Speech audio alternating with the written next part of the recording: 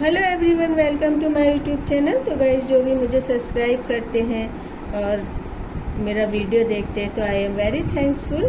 तो गाइस, मुझे ना बच्चे बहुत अच्छे लगते हैं क्योंकि ये ना किसी भी तरह से हमारी हैसियत का मोल भाव नहीं करते हैं और एकदम ये मासूम और निश्चल होते हैं। तो बच्चों, अब समर वेकेशन स्टार्ट होने वाले हैं और आप सभी ने कुछ ना कुछ प्लान बनाया होगा। या तो आप अपनी फैमिली के साथ कहीं हिल स्टेशन पर घूमने जाएंगे या फिर किसी धार्मिक स्थल पर, या फिर घर में कुछ क्रिएटिविटी करेंगे। तो मैं बताऊं, जब मैं स्कूल लाइफ में थी ना तो मुझे भी समर वेकेशन का बहुत इंतज़ार रहता था। वैसे तो हम लोगों को भी स्कूल से ढेर सारा होमवर्क मिलता था, लेकिन फिर भी टाइम निकाल करके ना मैं अपनी टोली के साथ पार्क जाती थी। हम लोग कॉमिक्स भी पढ़ते थे, चाचा चौधरी, साबू, और ना कई सारे गेम जैसे लूडो, सांप सीढ़ी, कन्ना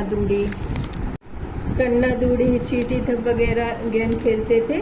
लेकिन आजकल बच्चों की लाइफ में ना मोबाइल की एंट्री कुछ ज़्यादा ही घातक रूप ले चुकी है।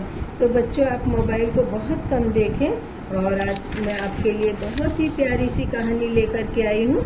और ये कहानी ना दो दोस्तों गिलहरी और खरगोश की है। तो गिलहरी एक हॉस्टल के पास रहती थी।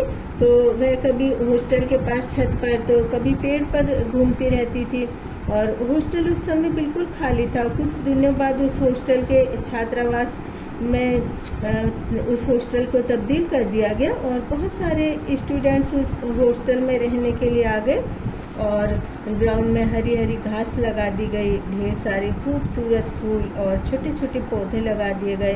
और गिलहरी ना एक दिन छत के रास्ते से नीचे उतरकर उस हॉस्टल के ग्राउंड में आ गई। तो उसने देखा कि हरी हरी घास है यहाँ पर, खाने के लिए भी खीरा, फ्रूट वगैरह, और हॉस्टल की कैंटीन के पास भी काफ़ी सारे सब्जियों के छिलके वगैरह और छोटे छोटे फ्रूट कटे हुए रहते थे। तो वो वहीं पर ही रहने लगी। और वहाँ पर एक खरगोश भी रहता था और उसने गिलहरी को हॉस्टल में घूमते देखा। तो दोनों की अच्छी दोस्ती। तो हॉस्टल के रूम में एक विंडो थी, वो बहुत बड़ी थी और खाली स्पेस में नर्सरी भी थी और वहाँ पर कुछ सब्जियाँ लगा रखी थी। खरगोश उन्हीं सब्जियाँ वगैरह को खाता था और कभी कभी हॉस्टल के रूम में भी चला जाता था। गिलहरी भी कई बार बच्चों के बैग में बैठ जाती थी और कई बार उनकी कवर्ड में छुप करके बैठ जाती थी। तो बच्चों को वो परेशान नहीं करती थी, तो इसलिए बच्चे उसको आराम से इधर उधर अपने रूम में घूमने देते थे। और पूरे हॉस्टल में खरगोश गिलहरी कभी पकड़म पकड़ाई खेलते थे तो कभी हरी हरी घास खाते थे। गर्मी की छुट्टी होती है, हॉस्टल के सारे बच्चे घर जाने लगे और सभी बच्चों ने अपना लगेज पैक कर लिया, रूम बंद किया गया और अपने अपने घर चले गए। और गिलहरी हॉस्टल के रूम में रह गई और सारे खिड़की दरवाजे बंद हो गए। इसलिए ना निकलने का भी कोई रास्ता नहीं बचा। और खरगोश आया, उसने सभी जगह गिलहरी को ढूंढा और वो कहीं भी नहीं मिली। तो खरगोश बहुत घबरा गया। तो खरगोश ने सोचा कि हो ना हो मेरी दोस्त किसी कमरे में बंद हो गई होगी।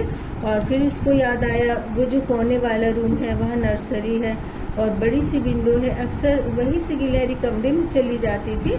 और खरगोश नर्सरी की छोटी सी दीवार पर खिड़की पर चढ़ गया। कमरे में देखा तो गिलहरी बेहोश पड़ी थी और उसने किसी तरह से अपने दांतों से खिड़की की जाली काटी और कमरे में गया, गिलहरी को उठाया, वह नहीं उठी। किसी तरह से खरगोश खिड़की तक पहुंचा और उसको लाया। वहाँ पर पानी का पाइप लगा हुआ था और उसने पाइप के थोड़े से हिस्से को दांत में दबाकर और गिलहरी के ऊपर पानी के छींटे मारे तो गिलहरी होश में आ गई। लेकिन वह ना काफ़ी दिनों से भूखी थी, तो इसलिए वह चल फिर नहीं पा रही थी। तो खरगोश ने नर्सरी से आड़ू के छोटे छोटे टुकड़े गिलहरी को दिए। फिर खरगोश गिलहरी को लेकर के बाहर आ गया और दोनों हॉस्टल के ग्राउंड को छोड़ करके चले गए। तो बच्चों, हमको इस कहानी से ये शिक्षा मिलती है कि हमको हर हाल में अपने दोस्त का साथ निभाना चाहिए, उसकी मदद करनी चाहिए। तो बच्चों, आपको गिलहरी और खरगोश की दोस्ती की कहानी पसंद आई हो तो मुझे सब्सक्राइब करें।